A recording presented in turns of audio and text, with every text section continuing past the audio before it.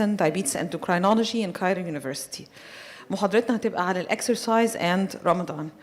مش هطول برضو على الانترودكشن، اكيد اتعاد كذا مره النهارده. الجلوبال امباكت اوف diabetes ان في 2015 the number of people living with diabetes globally was estimated to be 415 million with a 55% rise expected by 2040.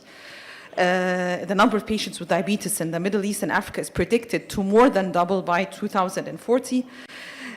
Recent survey اتعملت في حوالي 39 بلد involving over 38,000 Muslims reported in a median of 93% fasted during Ramadan, وده طبعا رقم مهول taken different risk stratification of patients. Epidemiology of diabetes and Ramadan study performed في 2001 هي قديمة شوية found that 42.8% of patients with type 1 diabetes and 78.7% of those with type 2 fasted for at least 15 days during Ramadan. وفي 2010 Creed study reported إن حوالي 94.2% من patients with type 2 diabetes enrolled في the study fasted for at least 15 days with 63.6 fasted every day. Well, it's unquestionable الحقيقة إن Ramadan is a month of altered mental and physical effort and exercise, وده أهم حاجة secondary to the change in dietary and sleeping habits and time devoted to worship. ايه هي اهميه الاكسرسايز during رمضان؟ يمكن الكلام في الاول الكلام في المطلق، احنا ايه اهميه الرياضه في اثناء رمضان؟ الحقيقه ريسيرش كتير قوي اتعمل بعيد عن الدايابيتك بيشنتس، وهنلقي نظر طبعا على يعني لب المحاضره النهارده. الريسيرش has shown that fasting for 30 consecutive days without exercise بيؤدي الى regression of strength and fitness. والبيشنتس او الناس اللي هم كانوا بيعملوا training for a minimum of 3 days a week for 11 months prior للفاستنج في رمضان، لكن بيجوا في شهر رمضان يتوقفوا، ده بيؤدي الى setback with regards to cardiovascular and resistance adaptations. بيحصل negative mood, feeling of fatigue, loss of cardio capacity, loss of strength, impaired cognitive function and loss of habitual أو habit consistency. على صعيد الثاني أو الآخر repeated fasting for 30 days provides favorable physiological changes, mainly increased energy expenditure from body fat stores. It's therefore important to remain active in the month of Ramadan.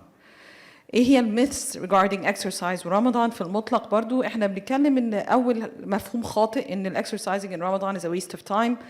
الحقيقة ان physical exercise has immense impact on the ability to worship by boosting the energy levels, and practicing fitness in Ramadan will allow better accomplishment of spiritual goals. الميث الثاني ان احنا في المطلق ان رمضان exercising is unsafe or dangerous.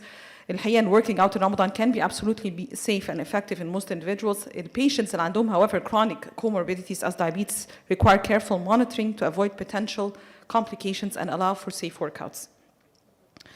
طيب خلينا في كلام المحاضرة نفسه، الexercise and diabetes. الحقيقة الاي دي اف حطت جولدن رولز كده، ويمكن دي موجهة للبيشنتس بس عجبتني حقيقة الرسمة. ايه هي جولدن رولز اوف physical activity في أثناء رمضان؟ 3 حاجات طبعا: to stay well hydrated, to eat healthy يعني avoid excessive sugars and fats and replace them with starchy foods, fruits and vegetables, and of course to stay aware of hypoglycemic symptoms. والنقطة الثانية اللي قبل ما نتكلم على الفيزيكال اكتيفيتي في العموم، ما نقدرش ان احنا ننسى او نتناسى الجزء الخاص بصلاة التراويح. التراويح prayers الحقيقة alone are considered an excellent physical workout. ستاديز اتعملت قالوا شافوا ان احنا prayer 5 times او 17 ركعة while kneeling، يعني احنا مش بنتكلم على اللي بيصلي على كرسي اللي هو بيسجد، burns on average 60 to 80 calories according to the body weight. وبالتالي لو حاولنا نحسب مثلا how many calories are burned في 20 ركعة في اثناء التراويح، ده لوحده يعتبر workout محترم جدا. المشكله الحقيقه ان الستاديز اللي اتعملت على الفيزيكال اكتيفيتي وبالذات البروفيشنال اثليتيك بيرفورمانس سواء في تايب 1 وتايب 2 دايابيتكس في اثناء فاستنج رمضان مش كتير. فهنتكلم في العموم ان احنا في التايب 1 patients نبدا بيهم. It's recommended in a relatively moderate level of activity be maintained during Ramadan with consideration to avoid strenuous activity in the hours قبل sunset meal and where hypoglycemia is most likely. لازم يتحط في الاعتبار ان احنا زي الميل روتينز ما بيحصل فيها اختلاف، الاكسرسايز باترنز في رمضان بتختلف ما بين بلد واخرى، ما بين الكالتشرز. في بعض البلاد النيد فور سكول اتندنس، احنا بنتكلم في تايب 1 young patients and the season that Ramadan comes in.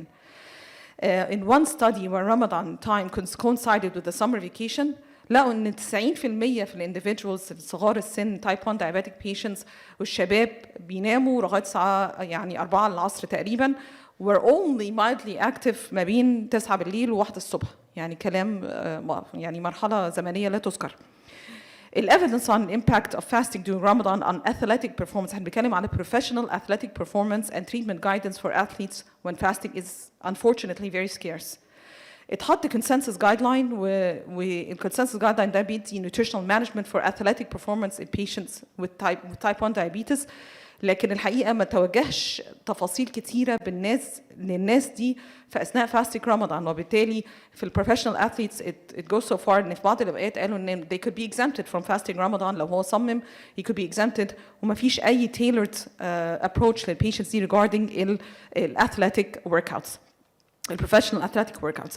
وبالتالي احنا محتاجين الconsensus include adaptations for athletes choosing to observe Ramadan fasting in order to meet the different fluid, energy and electrolyte requirements. طيب لو احنا بنتكلم على الاكسرسايز العادي اللي هو النورمال individuals، الحقيقه لازم نحط في اعتبارنا ان الاكتيفيتي باترنز بتختلف، وبالتالي بالذات في الادolescent age where sports can be planned or spontaneous. الأهم حاجة إن إحنا زي ما اتكلمنا في البري رمضان education والnutritional guidance وإزاي to avoid hypoglycemia and to adjust الانسولين doses، لازم يتحط في الاعتبار برضو الدiscussion الفيزيكال activity والappropriate insulin adjustments. مش مجرد الصيام، الappropriate insulin adjustments مع الصيام والفيزيكال activity في أثناء الفاستنج. لازم يبقى طبعا never ending stress على proper hydration والhypoglycemia management in an individualized manner. Again, type 2 diabetic patients with physical activity للأسف ما كانش فيه studies كتير برضه اتعملت في الجزئية دهيت، لكن قالوا إن ال type 2 diabetic patients يعني بنسميه ال active diabetic ممكن exercise at a low intensity. Recommendations قالوا إن إحنا maximum of 35 minutes focused predominantly on aerobic and strength training. وطبعا يعني بالأكيد هي مش does not contribute any adverse effects regarding the adequacy of diabetes control. مشاكلنا طبعا بدون شك الريسك اوف اكسرسايز اند فاستنج رمضان بدون شك هي الهايبوغلايسيميا والديهايدريشن.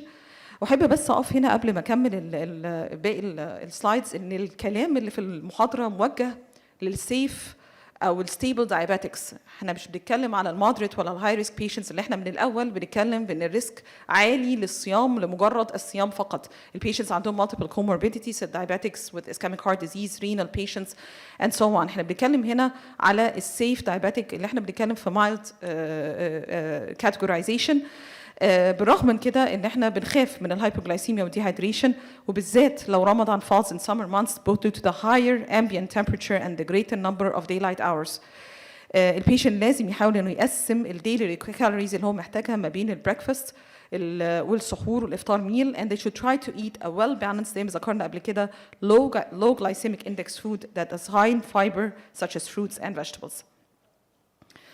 نمونيتور ازاي؟ طيب انا هعمل اكسرسايز، انا عايز العب رياضه وانا عندي سكر، هعمل ازاي مونيتورنج للبلاد شوجر؟ احنا مش بنتكلم على الكونتينيوس بلاد جلوكوز مونيتورنج throughout the day عشان نطمن على الفاستنج بتاعنا ماشي ازاي، انا بتكلم في اثناء الاكسرسايز نفسها. قالوا لا احنا محتاجين نقيس كتير الحقيقه. It's recommended to check البلاد شوجر 15 to 30 minutes قبل ما يبتدي الرياضه، نتاكد ان احنا مش ارقامنا ما فيهاش مشكله ان احنا نكمنس الاكسرسايز 15 minutes into the physical activity and again 15 to 30 minutes after completing the workout. ده على الأقل. الأمريكان كونسل on exercise recommended إن إحنا نبعد خالص عن الورك اوت، بلاش خالص نفوتها لو البلاد شوجر بتاعنا قبل الورك اوت أكتر من 250 أو greater، لو موجود لو في كيتوزس كمان أو greater than 300 milligrams per dl without ketosis.